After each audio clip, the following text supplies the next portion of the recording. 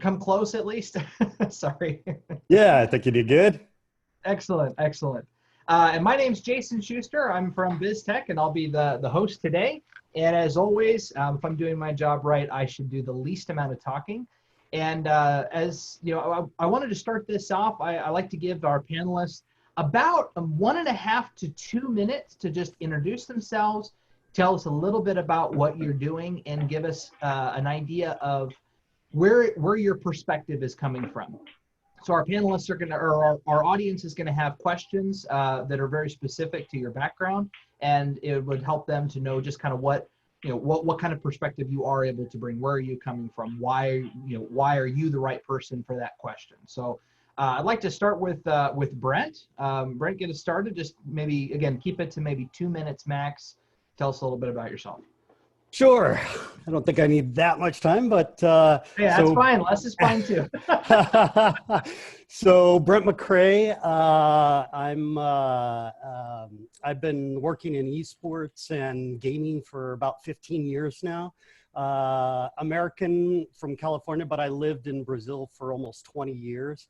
And 10 of the years that I drove esports and gaming were at Intel globally. And so I was one of the many people who was responsible for driving esports, including Intel Extreme Masters, for example. Globally, I helped bring IEM to Brazil for the very first time for 3 years, and in 2011, 12, and 13, or no, 2012, 12, 13, and 14. And which really was the first major esports event in Brazil.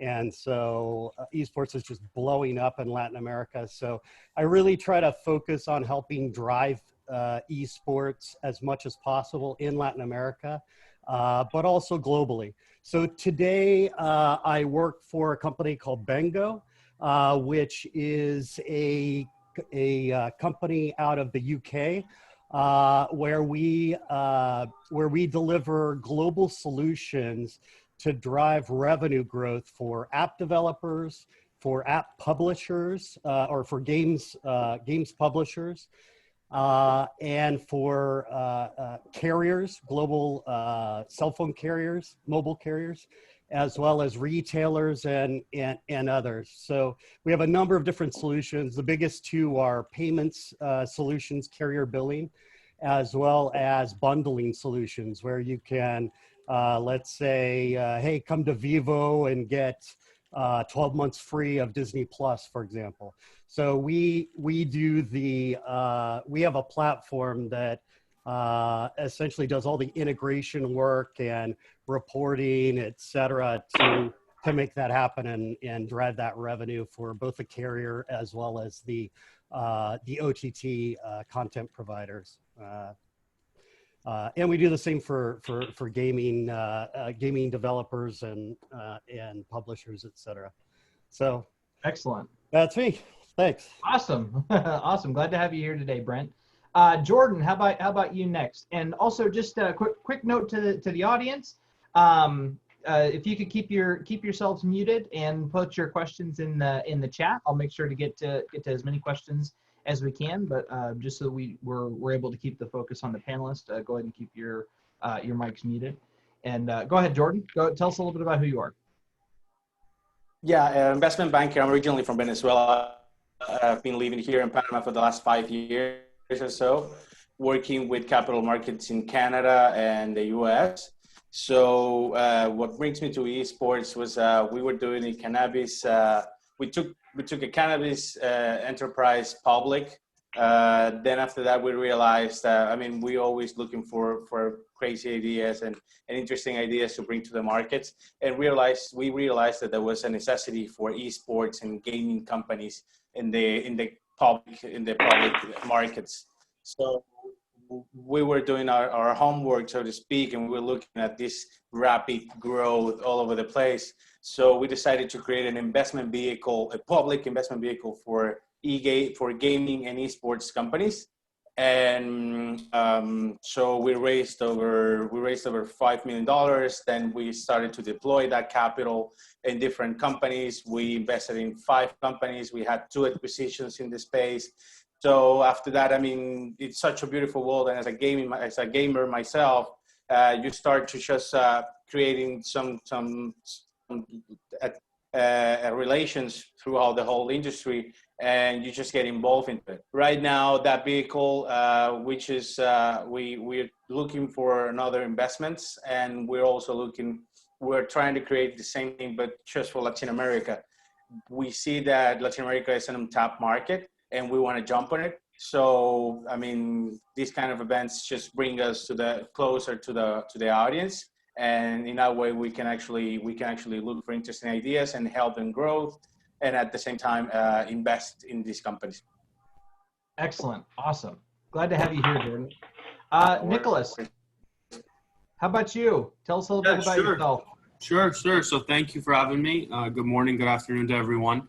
My name is Nicholas Sabet. I am an attorney who is based out of Washington, D.C. I work for the global law firm of K&L Gates. And, you know, particularly for me, I chose K&L because we have over 40 offices worldwide, including one in Sao Paulo, which I'm personally proud of because I have family in Brazil. But I'm a corporate lawyer by trade. So I do a lot of work in the joint venture, private M&A, mergers and acquisitions space. I do a little work in fintech as well, but lately, lately, I mean, past 2 years, I've been educating myself and my colleagues, but lately, especially during COVID, we've seen an uptick here in the US with esports clients. So I now work with a lot of esports clients, and I'm really leading the firm in developing that practice. And we think that we're uniquely positioned in 2 ways. The first being that we have a very authentic and legitimate interest in esports. As Jordan mentioned, I'm also a gamer myself, and the close, tight-knit group of colleagues that I work with on esports-related deals and with those esports-related clients are also educated within esports. Obviously, no one's an expert, but we do like to say that we help clients by having a baseline understanding, maybe even a little more than that, really, to understand their business and help them as they go through on the legal side. The other way is, like I said, we have more than 40 offices worldwide. So the beauty of working at my firm, I think, is that I can help clients with anything. We have specialists in no matter what area you can think of. We have someone who has at least touched it, done it, or is willing to explore it. And to that end, we're trying to also show that we're a one-stop shop for esports clients. So whether they have an immigration, a player contract issue, a funding issue, often, you know, with equity raises and things like that, or IP, I mean, again, various different issues that esports teams and platforms, entrepreneurs, and just other folks in the esports ecosystem, we try to help them navigate the legal waters of that, both in the US and globally. Excellent. Awesome. Really glad to have you here as well, Nicholas. And Pedro, tell us a little bit about yourself. Hi there, guys. Thank you very much, first and foremost, for the invitation. Can you hear me well? Okay, as I was saying, thank you very much for the invitation to participate in this event. It's a true pleasure, especially to also be surrounded with, you know, so many interesting and successful people in their lines of businesses. To speak a little bit about myself, okay, so I've been connected to gaming for well over 20 years now, in different areas. Initially more connected to as a gamer, as a player myself, competitively. I must say I was not that good, but either way, I've created my own game development studio back in 2007. Developing social games when Facebook was not even a thing at the time, and social platforms for social gaming were virtually non-existent. However, I continued to be connected to gaming, and in 2014, I started to work on something that I thought would be the next big step, or the next evolutionary step in esports, which would be, and something that would also allow esports to become mainstream.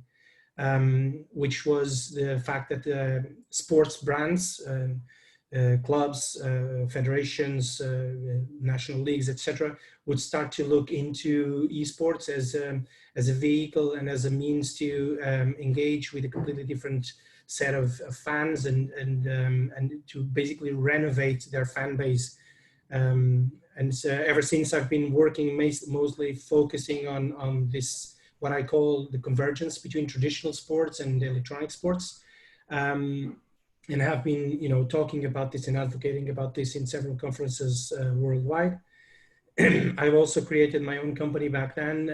We're working on pretty much these areas in marketing, helping football clubs get into esports, worked with some clubs like Schalke 04, Celtic Glasgow, Manchester City, Paris Saint-Germain, Valencia, just to name a few, Barcelona. And more recently, I've also started to work in lecturing about esports and participating in postgraduate courses and master courses, lecturing and trying to, give to other people a little bit of the knowledge I've been able to. I was fortunate to amass in these past few years, and also working with national federations. I'm one of the board members of the Portuguese Esports Federation, also the main delegates of the Portuguese Esports Federation in the European Esports Federation, and we're also members of the International Esports Federation. So we're kind of also trying to do this work of lobbying with the government, trying to get esports recognized as all the other traditional sports, and doing this sort of lobbying and negotiating work and to get the ecosystem, the esports ecosystems, to be developed in different ways, both transversally and vertically. Awesome, excellent. Glad to have you here as well, Pedro. Again, all of our panelists coming from excellent backgrounds, deep experience. Looking forward to this. Last message here before we get to questions. And again, questions. The chat is open for questions from the audience. And just a quick note: our roundtable here today is actually sponsored by Boa Compra, and they're a fintech company connecting international companies to local payments for over 15 years. All right, let's open it up. First questions. What do you want to know from our panelists today? I'm gonna give them just a couple minutes. Usually it takes a minute for the first one to come, and then questions start rolling in. So bring it on. Exactly. Yeah. Go ahead and use the chat, and go ahead and drop it in here, and we're gonna get to answering some questions.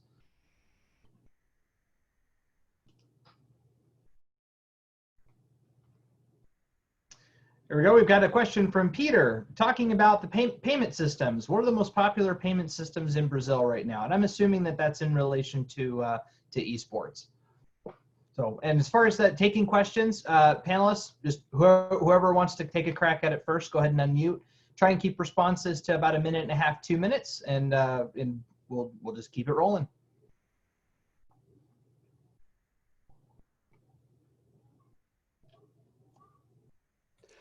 Go for it, Brent.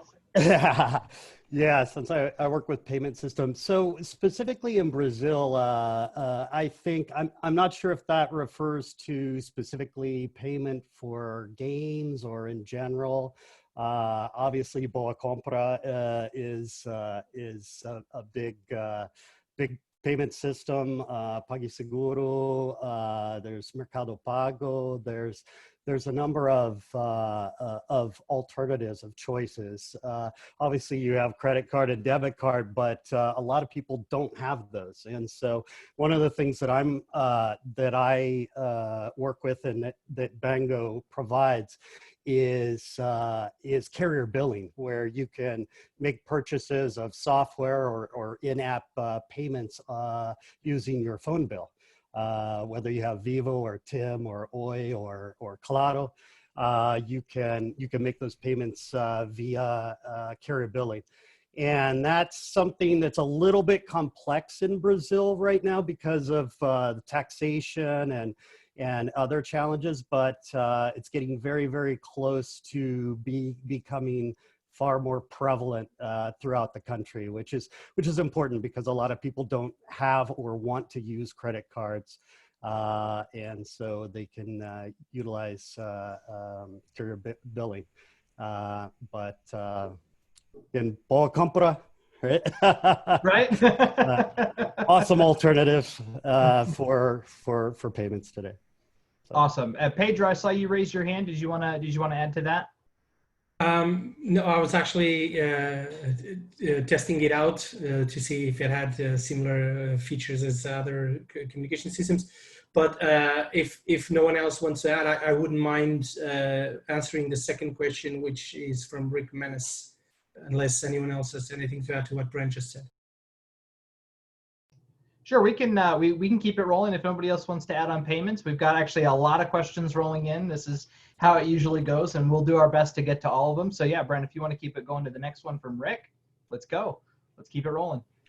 Okay, so I wouldn't mind picking up on the question from Rick Menace about how do you see the role of esports in education? Well, we're actually working on several programs regarding that. I think education is critical. There's a couple of things that education, in my opinion, is the answer for in esports and in many other things in life. One is right now, one of the biggest challenges that I think the esports industry has. So the esports industry is not too old. It's like there's been gaming competition since the 70s, but as an industry per se, the industry is about 20 to 25 years old. So it's a new industry. And a lot of people have been working in this industry for the past 20 to 25 years.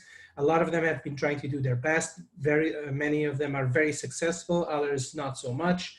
But what I think biggest challenge in the esports industry right now is exactly the lack of educated skilled professionals who can actually meet the demands of this ever-growing market and this ever-growing industry. Now, as I said, a lot of the people that started working back in the industry back like 20 years ago had a lot of passion, and they still have a lot of passion for the industry, but they lack the skill sets, like actual skill sets to execute some of the functions. And nowadays, this is a mainstream industry. It's no longer something that people think it's like a kid's play. They're like a bunch of fat kids in the basement eating pizzas and drinking Cokes. It's a $1 billion industry with real entertainment, big entertainment companies and media companies investing and putting a lot of effort and a lot of production into this. So a lot of professionals with proper skills, education skills, master, higher grads and stuff like that are required in the industry. So education is the way to respond to this need. At this, on another point, and to finalize, there is one big problem in all digital areas, and esports is not exempt from it, which is cyberbullying, sexism, racism, and pretty much all toxic behavior and so on. In my opinion, the best way to counter this sort of toxic behavior is by educating people, by telling them what is appropriate, what is not appropriate, by enforcing this from early ages and including this in educational programs, esports related and non-esports related, because digital is a major part of our lives. So the normal education, if you want to call it like this, like secondary school, primary school, etc., needs to start educating people for the advantages and disadvantages of being and thriving in a digital environment. Excellent. Fantastic answer, Pedro. Anybody else want to add to education in esports before we move on to the big one of the big ones, I would say, which is the impact of coronavirus on esports? Anybody want to add to education? I'll add something quick, Nicholas. Jason, which I think Pedro said a number of very good things that I agree with, tremendously. But I do think absolutely this is becoming a business, right? And it's no longer just there are grassroots teams, and we see those, and I talk to a lot of grassroots teams often, but at the same time, there are teams that are well worth over $150 million. They're legitimate businesses, and they require legitimate business people to be involved, right? So I'll just highlight that, and then I'll tie that into for us here in the US, and I'm sure around the world, the collegiate esport market is one that's being talked about a whole lot. And I think education obviously is tied to the collegiate esport market. And I think while we'll always have professional teams, it'll be very interesting to see over the course of the next 3 to 5 years where colleges, again, both in the US and around the world, end up in terms of bringing students and recruiting talent and offering scholarships and such for esports players, because I think that's a large gap in the market that a lot of people are trying to figure out how to currently fill. Excellent. Awesome. Thanks for adding to that, Nicholas. All right, let's move on to the next one. From Ivan, how do you see the impact of coronavirus to holding offline esports events, not just specifically South America, but globally? Do you see people going back to offline events soon? If you don't mind, I would like to take.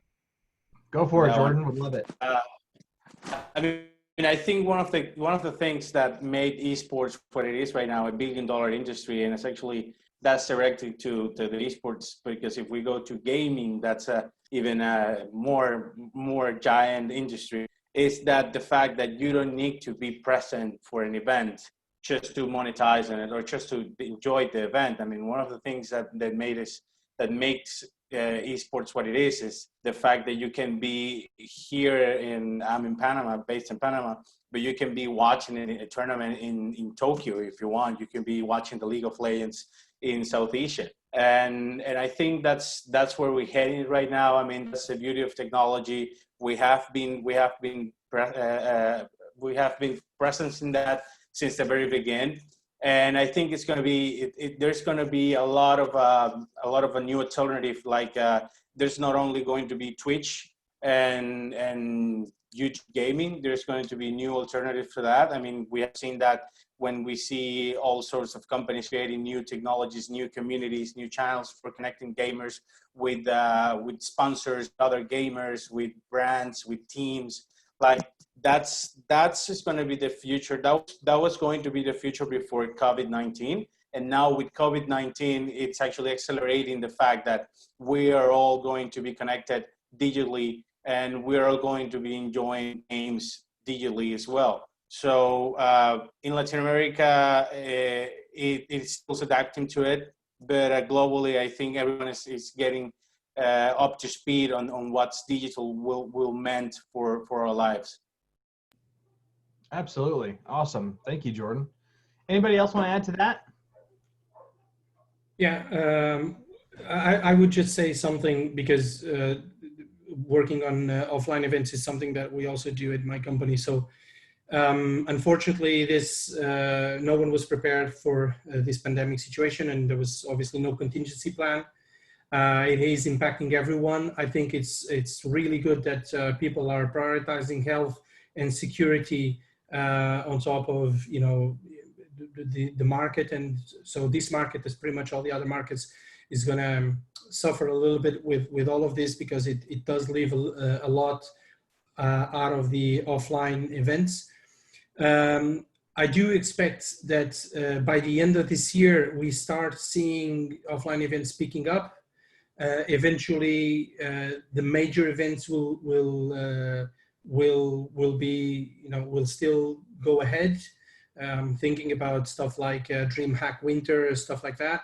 The next Intel Extreme Masters in March. But we also need to be prepared for the fact that eventually, at some point, we might not have any more physical events or offline events until the end of the year. And if that's what needs to happen to keep people safe, then that's what we need to happen. We just need to continue to do things offline. The beauty about esports, though, is that it's one of the few industries that can continue to operate without the need of physical events. It's not exactly the same thing, but we still can do like the vast majority of what we normally do online. Absolutely, absolutely. I think esports has a big advantage in that sense. There's still a lot of industries that are not so lucky, right? So, all right. Anybody else want to add to the COVID question, or we can move on? We actually have way more questions than we can possibly get to in our time today. I'm going to do my best to get to as many as I can. All right, let's move on. We got a question from Dan. What has been the biggest barriers to entry for business models into the space, essentially South America versus North America or Europe for esports? Anybody want to take that one? So, so I believe for me, the largest barrier of entry has been figuring out how to monetize, because someone has to pay the bills, right? And so companies come in, spend a lot of money, and when they don't get the return that they expect to pay the bills, then it makes it very challenging to move on. So I think when you come to Latin America or any place really with esports, you have to have a really solid plan for monetization and really be able to drive that value add to the end users in order to be able to monetize. Also, internet can be a challenge. The speed of internet and the reliability of internet in Latin America and other emerging markets can be challenging. That's getting much better, and with 5G, it's going to change the game. You're going to be able to have that instant broadband available for everyone as it rolls out. It's going to take a while for 5G, but I think monetization is the big one, because if companies are not receiving, if sponsors and investors are not receiving their money back, it's going to be hard for them to continue to invest. So they have to be solid on that. Excellent. Awesome. Great perspective, Brent. Moving on to the next one here. We've got from Cameron. I'm a university educator in the UK. We're running a new esports degree, which can be delivered worldwide. Is it worth it to reach out to Latin American partners? I don't want to steal anything from our panelists here, but I'd like to go ahead and just say yes. Because esports in Latin America is already huge. But any of our panelists, you guys want to add to that? I mean, as far as you know, reaching out to Latin American partners for an esports degree? Okay, as I mentioned, so this is also something that is already underway. It is worth it because, again, me personally, I'm working in this space. We're currently in conversations with universities a little bit around the globe. As I said, we participated in master's degrees and postgraduate and undergraduate courses in Spain, in Portugal, in Middle East and Africa, and also now in Latam. I mean, there's already conversations that my company is having towards this, but I don't think that this should be something that, I mean, monopoly is not good for anyone. The bigger, you know, the more offer the people have, the better.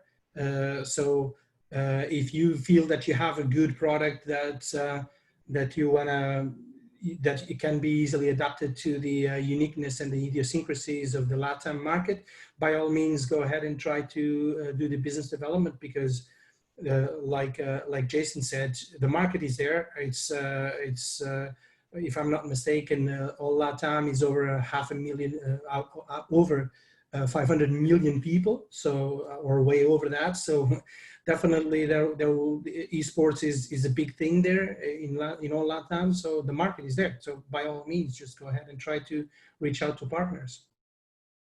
Absolutely. Fastest growing esports market in the world, fastest growing gaming market in the world, right? Right? So. Fantastic. Excellent. Jordan, you want to add to that? You unmuted yourself? Yeah, I mean, it was just wanted to say it's 80% compound growth every year, pretty much an average. So yeah, it's huge, and the opportunities are growing every day. Awesome. Cameron, I hope that gave you a pretty strong answer there. Let's see here. Let's see. Inbray, I'm not really sure how to ask your question here. essentially they're saying that they have a startup in Buenos Aires, and how can they approach football clubs or universities about entering the market and developing teams to compete. I think I would need a little bit more information on that, but to really give that to the panel. I'm assuming it's an esports startup, but perhaps if the panelists are willing, maybe they could reach out to you offline on LinkedIn. Would that be all right with you guys, with a little bit more detail? Everybody go with that? Awesome. All right, we're gonna move on. We're gonna move on to the next one. I think this is actually a really strong question from Andre. What are the main? Pedro. There you go. Very good. From Andre, what are the main legal problems that you guys see in the esports market? Highly relevant. The legal structure is always something difficult to navigate in new and emerging markets. What are the biggest challenges? I actually think that Nick should probably start this one. Yeah, I'll start as the lawyer, right? I think it's a really good question, and I think it goes back to the idea that esports, as everyone recognizes, has been around for a number of years, but really is starting to grow into, the great monster that it is now, and be really serious and become a legitimate business enterprise all over the world. So I think I say all that just to mention that probably the biggest issue that we see is that there's not enough good legal documentation, proper papering of things, legitimate, well thought out contracts that are currently out there in the market, right? So oftentimes, and I think nowhere bigger do you see this than in the player agreements. Oftentimes, player and influencer agreements, you'll have massive amounts of ambiguity, which only causes later difficulty down the road. But a lot of times they're just really poorly written, right? And it can trap both a team in paying way more than they want to through either a buyout or monthly compensation, or people can lose different kind of content creation abilities or lockup, and people are out for the season, and that can hurt everyone involved. So I think that's the biggest one. And the other thing that I'll say from a financing perspective is, we've talked about, and everyone recognizes that esports is a growing industry that needs a lot of money, and to really be a successful esports company in a way, sometimes you need to have very good funding. And oftentimes we'll see funding agreements and, equity and stock options that are, again, very poorly written, which can be dangerous. And we always tell clients, not only is it dangerous now while you're currently going through a funding, but it could hamper you down the road, right? Where you have someone like Jordan or, another very large capital group coming in and trying to invest. They will be largely put off, if not uninterested, by the fact that an organization, whether it be, a startup, a team, a platform, whatever it is, doesn't have all of their paperwork in a row, or it's not correct, right? If it's on the back of a napkin, no one's going to be very happy with that. Excellent. Jordan, go ahead and add to that. Yeah, I just wanted to add. Yeah. Basically, yeah. I mean, when we look at these companies prior, we do the investments. I mean, usually it's all unsophisticated, so to speak. I mean, there's this bunch of guys that just decided to put something together, maybe a team, an organization, or for a platform for player enhancement, whatever. But they just don't have the background or don't have the means to pay for a guy like Nick or another buffet of lawyers that can actually structure the company the way it should be, or structure the contracts the way it should be. And it's usually, I mean, it's sad to say, but it's usually a mess. Like when you're going through this, you're going through the paperwork, you just want to know the structures, how they pay the players, how they pay the payables, how they planning to expand the business, or when they do agreements with let's say publishers or sponsors, like they get like, it's very hard to understand how they sign for these contracts, because they're getting ripped off. I mean, usually they get lockups, like crazy lockups, or they get crazy clauses that it seems like they never read them or so. But and yes, I mean, as an advice for any entrepreneur that's planning to put together something like this, I'll say just hire a good lawyer. I know it's expensive. Just I mean, probably Nick will say no to this, but pay them in equity and and avoid that retainer But I think that's the best. I mean, when you're trying to get financing or something like that, that can be a turn off for guys like us. Now, come on, Jordan. Everybody reads all their contracts, always. Every line. Yeah, I don't know. If I may, something I just want to add to that I think Sure, Jordan brought up absolutely. This is good. is really important. And again, since this is kind of my lane, I'll just take an extra second here, which is when you have a company like Jordan that comes in, as he's saying, he may be very put off by the fact that nothing's cleaned up, and he might have to pay extra if it's a good opportunity to have a lawyer come in and clean it up. And oftentimes that's the case, right? It makes sense for a lawyer to come in and really clean up the back of house, as we call it, to make it properly set up. But I think the other thing, in addition to poor legal forms, is there's a lot of people who don't have the particular understanding or nuance of what is involved in esports businesses, right? Esports businesses are businesses, right? But at the same time, they have particular nuances, whether they be how the sponsorship payments are happening or some of the things that were mentioned, lockups, other things like that, how the player splits work and how that will affect the business from a revenue standpoint. So in a way, absolutely, it's a new market and it's best to first have a lawyer, but then if you can have a lawyer who understands esports, that's even better, because that will only help the business really be able to buckle down and grow to the best it can. Absolutely. Pedro, I saw you unmute. Did you want to add anything else to that before we move on to the next big one? Yeah, just one quick thing. So there's a lot of things into legal, and one thing that was mentioned here initially was that there's the lack of regulation. So because, and this is something that a lot of people have been working in the past few years. So because most of the governments in every country does not recognize esports to be a sport like football or any other sport or basketball, it creates a void for legality. So there's no laws specific to esports.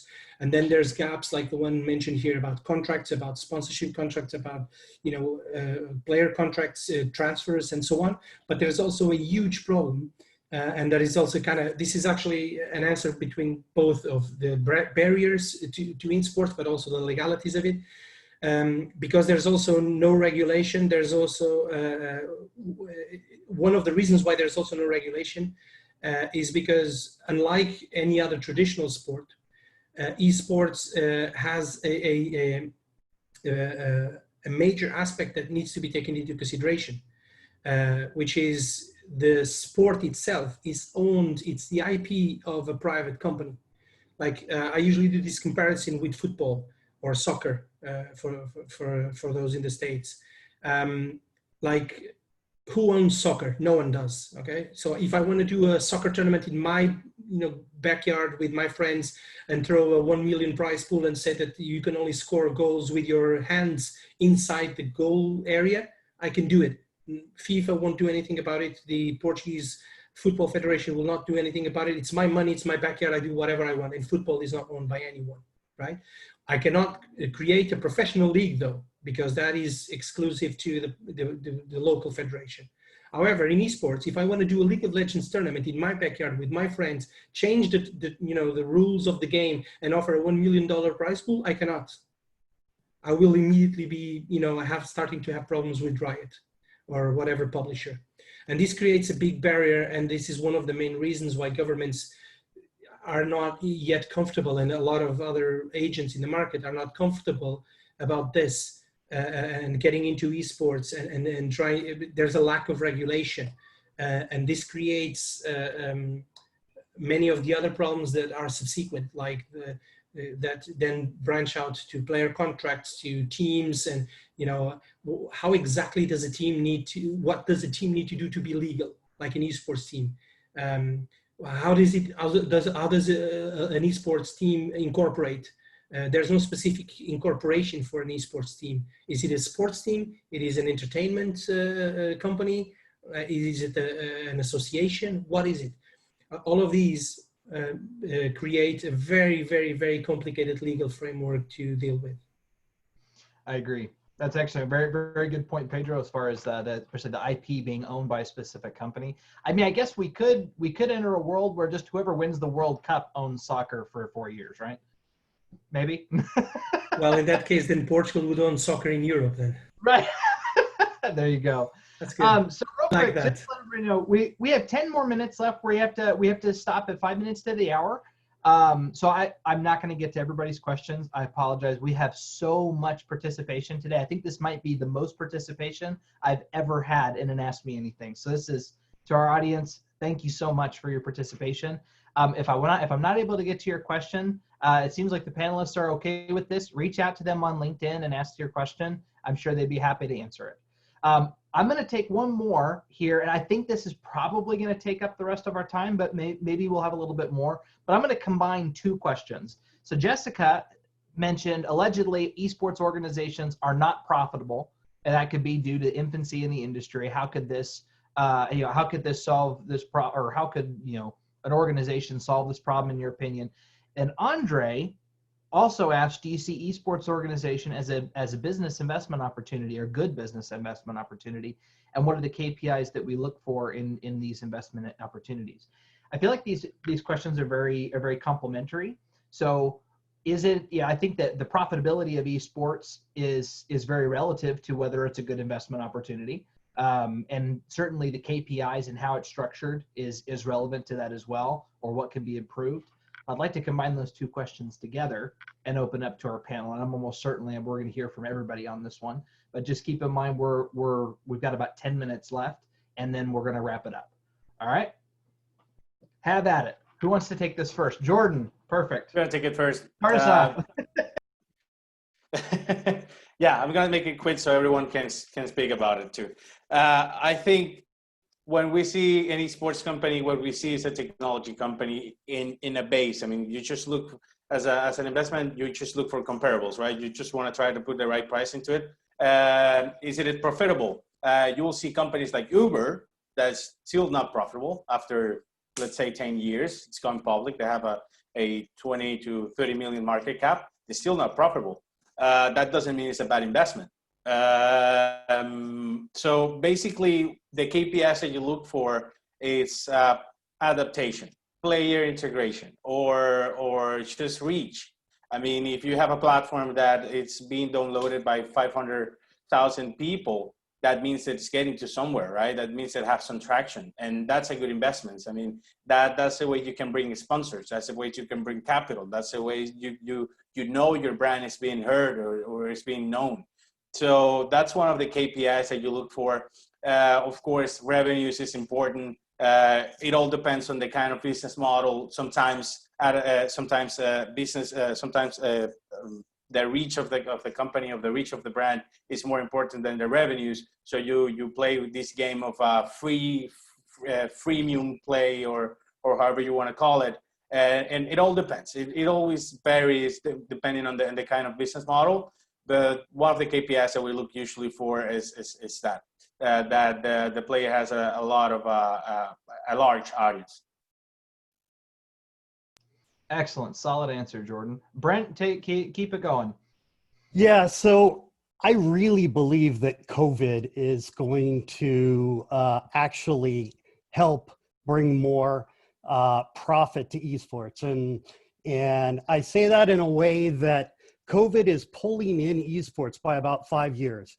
So where we would have been at 5 years from now, we're going to get there in the next probably year, and that is moving away from these monstrous events that cost millions of dollars to take place and take a lot of money and a lot of the profit out of sponsorships and other revenues, and moving towards a model where you have a lot more, you have access to a lot more people, you have a lot more smaller events with a lot more people and new revenue generation opportunities that you can get more profit from a digital perspective. So I think the big events are great to have the matchmaking and to have that physical presence. But I think having more events online and being able to monetize better, having better strategies to monetize through, which is easier online, as well as mobility. So mobile esports is growing like crazy right now. And mobile in and of itself has a better monetization model than PC and console, et cetera. So I think with the combination of that, we're going to be able to see better. Even the same amount of revenue will have much better profits because you're not spending those millions and millions of dollars on these monstrous events. Absolutely awesome. Can I just add to something to what was just said? Yeah. So Pedro and Nicholas. Yep. Yeah, very important topic that was just brought into the conversation. So mobile is the biggest growing sub-market within esports. And this ties perfectly with something that was said earlier, I think also by Brent, which is some of the challenges you have in some markets, to get into some markets, which is infrastructure. So like we're working a lot with Africa, Middle East, and South America. In some countries of these regions, of these continents, there is a lot of the countries don't even have basic sanitation in their home. People do not have enough money to buy PCs. Little people have money to buy consoles, but the vast majority of people have mobile phones, smartphones. Okay, so mobile is in fact a really good way to go, a really good opportunity. It has a higher ROI, return of investment, for those who actually invest, and it's somehow easier to set up in some ways. In many ways, it's easier to set up, even for offline events, a mobile tournament or a mobile activation than for offline. But it is, just bear in mind one example. So if you want to do a PUBG tournament, for instance, which is a battle royale tournament, you need to have up to 100 PCs, because that's how big. Well, you have smaller maps, but if you do a full battle royale, you have to have up to 100 PCs, including the space for all of these PCs, servers, etc., to run an offline tournament. If you want to do the same thing in PUBG Mobile, first of all, the map is smaller, it's for 50, but even if it was 100, getting 100 people next to each other with mobile phones takes much less space, and it's much less of a challenge, technical challenge, infrastructural challenge to. Oh, Pedro, you lost your audio there. Yeah. Yeah, sorry, because I was kind of pressing space, but that was pretty much it, yeah. Okay, excellent. Excellent. And just one thing that to Pedro's comments is, with mobility, you're going to have, everyone can compete now. So you're going to have a massive amount of more competitors because of the low cost of entry. Everyone has a cell phone, and not everyone has a $500 console or a $1,500, $2,000 PC. So you're going to be able to have a lot more competitors. 1,500 is a little ambitious for a competitive PC. I think that you're looking at more like 2,500. Yeah, $2,000, 2,500. It depends on the market, but yeah, and it depends on the game also. Excellent, Nicholas. Go ahead and wrap us up here on this topic, sure. and then we'll need to get rolling. You know, to the question of, do I think esports companies and organizations can be profitable? Absolutely. I think, as Brent very smartly said, COVID has certainly accelerated that timeline for a lot of people. And I think it just comes down to content, whether you're consuming it on the computer or whether you're consuming it on your mobile device. I think the world around, people will certainly continue to watch more and more content. And 5-10 years from now, I definitely see a world where esports is much more consumed and paid attention to than certain traditional sports. And I think that's just by virtue of the shift in generation, which is that younger kids often are getting their phones or access to some sort of technological device earlier, and as a result will engage within esports and gaming a lot sooner, and will continue for a lot longer than you or I. With that will come a lot of sponsors, both endemic and non-endemic. So I think, insurance providers, for instance, energy drink companies, of course, those are typical, but insurance providers, mortgage lenders, other, non-traditional things that you would associate with esports will certainly come in and start pouring money into esports, in my opinion, as sponsors, because they want to be able to connect with younger and younger and more people around the world to be able to, from a marketing perspective. At the end of the day, to me, esports is great, but I really think it is a largely marketing and technology business. And that's what it comes down to. And marketing and technology, historically have been very good businesses where people can make lots of money. Absolutely. Especially, scalability becomes a big factor there as well. Awesome. Our panelists, thank you so much. Pedro, Jordan, Brent, Nicholas, you guys were awesome. Awesome answers. This is a great panel, a lot of expertise here. And again, to our audience, I'm so sorry that I was not able to get to all the questions. You guys were so involved. I love it. Please feel free to reach out privately to our panelists, but also Dirk just reminded me, we are going to be organizing another panel soon. So if we didn't get to your questions and you're not able to reach people offline, just hang on. We're going to do this again.